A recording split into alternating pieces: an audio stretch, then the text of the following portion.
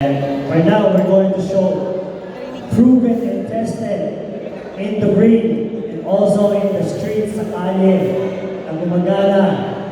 And it will be demonstrated by our one and only Master Boy Garcia. To those who don't know, he has 180 professional fights, undefeated, world champion. He's literally a living legend walking with us right now. A true gem in the Filipino martial arts, and you're about to see.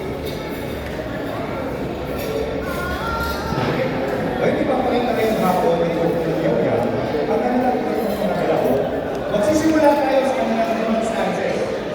Ang unang stance ay ang normal stance o ang tinatawag na patay ng bukas. Okay? Pangalawa naman ay ang kanilang fighting stance o ang tinatawag na patay ng panglaban. Pangatlo ay ang cross leg stance o ang patay ng sikot. Sunod, pang-apat ay ang bow and arrow stance o tinatawag na palayong pana at palaso. Pag-lima, ang muli nilang stance ay ang taekwondo o sword stance o tinatawag na palayong taga o palayong panigulat. Yan. Sa kanilang mga stances, siyempre kung saan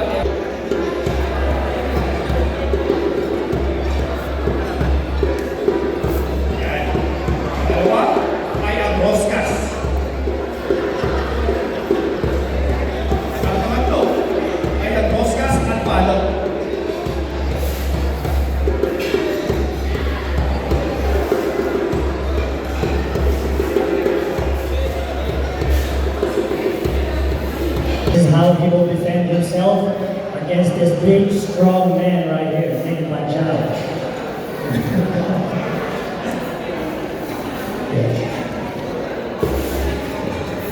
There you go.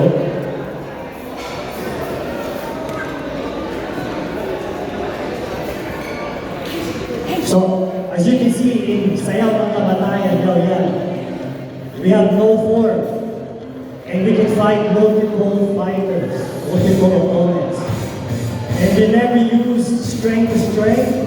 We use our opponent's strength against them. So we go with the force. Yeah. Okay, can you imagine this Master Boy is actually 65 years old? In fact, several months ago, he fought in Filipino martial arts. Yeah, an American ethnic practitioner, Dr. Tim Hartman, decided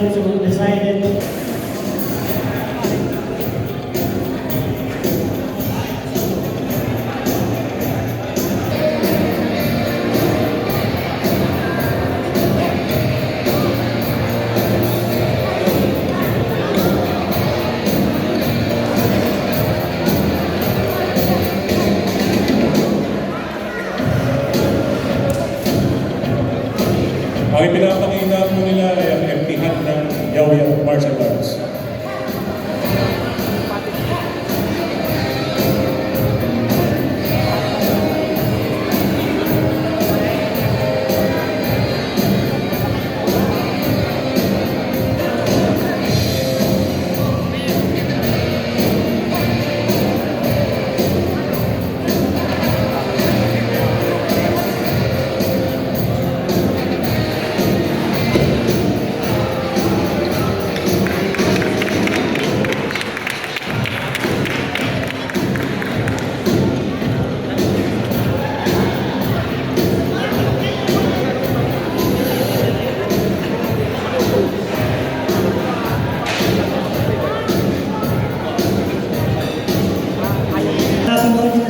moving in the Rocky Wickets.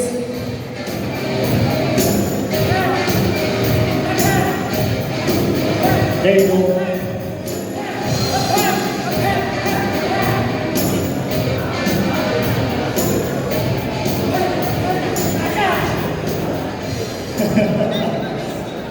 Yeah.